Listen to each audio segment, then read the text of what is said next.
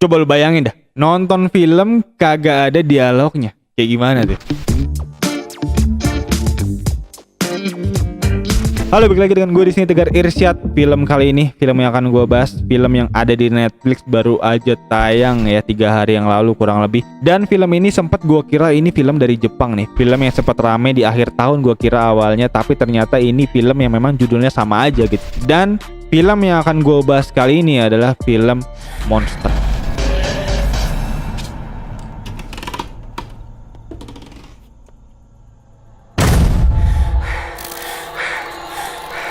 Dan film ini disutradarai oleh Rako Prijanto. Rako Prijanto ini kalau bisa kita tahu ya, film terakhirnya dia emang cukup wah banget ya. Para betina pengikut iblis. Lalu dia bikin film Bayi Ajaib, dia bikin film Perfect Strangers juga, dimana Perfect Strangers juga kabarnya itu adaptasi dari film Eropa, film Barat ya. Dan juga ada film Warkop DKI Reborn dia yang buat juga. Jadi ya cukup banyak ya untuk portofolio filmnya. Oke, film Monster ini film yang memang di remake ya oleh sutradaranya dari film buatan Amerika dengan judul The Boys Behind the Door. Jadi ceritanya sama di situ dan ini diangkat dengan latar belakang Indonesia. Dan film yang memang bisa gue bilang cukup oke, dengan nilai jual yang cukup unik juga ya. Film tanpa dialog gitu. Dan gue juga cukup penasaran akan jadi seperti apa gitu film tanpa dialog ya. Dan menariknya ternyata cukup oke loh film ini. Dan 10 menit awal gue sempat kecewa sebenarnya. Film yang gue kira akan jadi film Jepang keren itu ternyata bukan film Jepang itu gitu. Ini film Indonesia, film thriller Indonesia. Tapi setelah 10 menit gue tonton ternyata ini film bagus ya. Rasa kecewa gue mulai terbayarkan di situ karena film ini cukup lumayan bisa membuat lu mendebarkan lah, untuk membuat lu jadi kayak ibu-ibu lagi nonton sinetron lah gitu, yang teriak-teriak, yang kebingungan dan memberikan saran kepada aktor utamanya. Karena di sini aktor utamanya adalah anak SD, dan untuk sinopsis yang bisa gue ceritakan, film ini memang menceritakan tentang penculikan ya, dimana cukup relate juga dengan Indonesia era-era 2000-an, 2010-an di situ, karena banyak banget penculikan pada saat itu dan mungkin sampai saat ini ya banyak juga penculikan terjadi. Dan film ini menceritakan ada 2 anak SD umur 11 tahun, namanya Alana dan juga Rabin. Dia waktu pulang sekolah tiba-tiba diculik gitu dan dibawa ke sebuah rumah yang misterius. Dan kedua anak ini sebenarnya awal gue kira tuh adik kakak, tapi ternyata enggak ya, dia tuh temenan aja gitu karena umurnya sama. Dan dia pulang sekolah ya layaknya anak SD, dan kita juga cukup relate dengan ini. Dia main game ke warnet atau mungkin main ke dingdong gitu ya pulang sekolah gitu. Dan suatu hari kehidupan mereka berubah drastis ya, karena pada saat dia pulang main dingdong itu dia emang udah mulai diikutin oleh sang penculik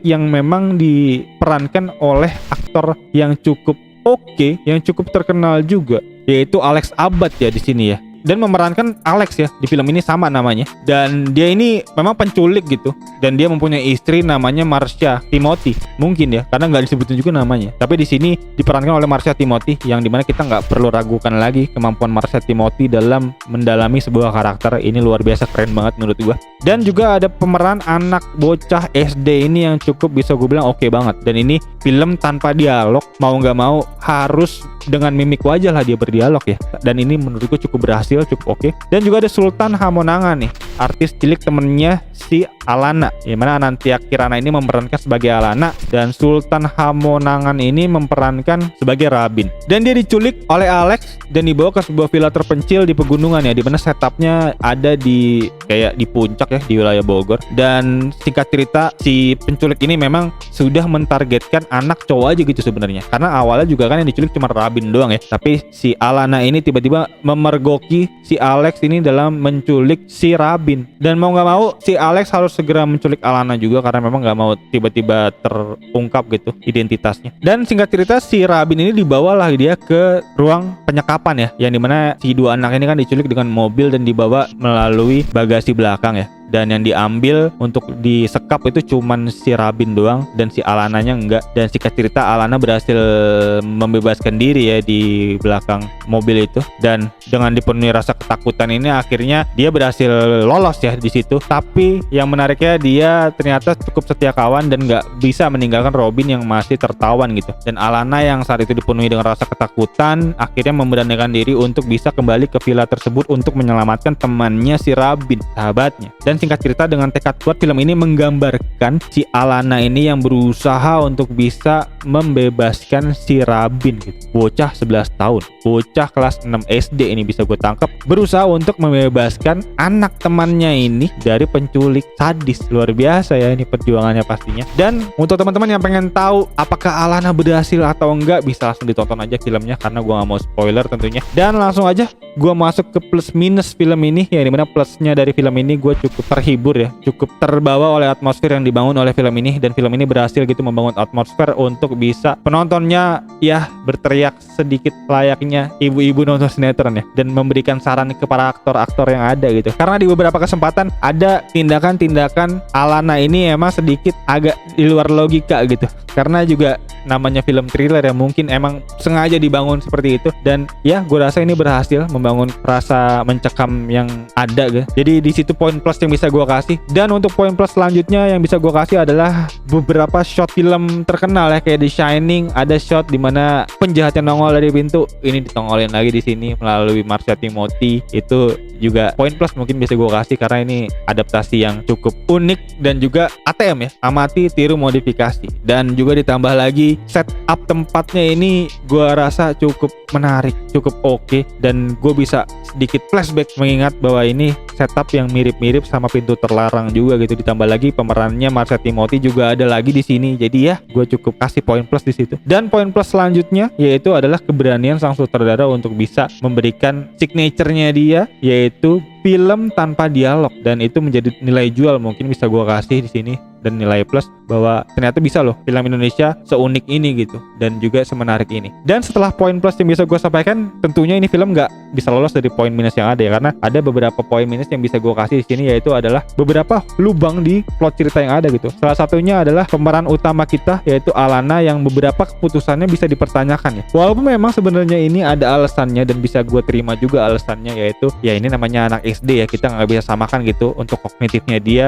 dengan orang dewasa seperti kita ya, karena ya namanya anak itu kita nggak tahu. Jadi cukup bisa gue maklumi sebenarnya. Tapi ada beberapa plot yang luar biasa gue nggak bisa habis pikir ya. Sebenarnya film ini bisa banget loh selesai lebih cepat gitu kalau aja Alana ini yang berhasil kabur di awal itu ya bisa lapor ke Pak RT dan selanjutnya lapor polisi dan melaporkan bahwa temannya diculik di rumah itu. Selesai filmnya sebenarnya. Tapi ini enggak, dia ternyata berani gitu untuk bisa masuk ke dalam rumah ini untuk bisa membebaskan temannya, yang dimana gue rasa si Alana ini emang ekstrakurikuler pramukanya pasti nilainya A ya, udah pasti, karena nilai setia kawannya luar biasa. Dan juga ditambah lagi survival mode-nya juga luar biasa banget gitu, bisa bertahan dari gempuran serangan para penjahat di sini bisa gue lihat. Dan juga selanjutnya keputusan Alana ya ketika dia berhasil kabur gitu di ending film dari rumah itu, bisa-bisanya ya dia memikirkan untuk bisa menggunakan sepatu dulu gitu untuk kabur. Dan ya hal-hal detail kecil ini mungkin yang menjadi pertanyaan buat para penonton, apakah ini emang dibentuk hanya dasar untuk menciptakan atmosfer yang menegangkan aja atau enggak. Tapi di satu sisi juga mungkin alasannya emang ini namanya anak bocah ya, kita juga nggak tahu gitu kognitifnya. Karena di satu sisi kadang-kadang kita bisa takjub kagum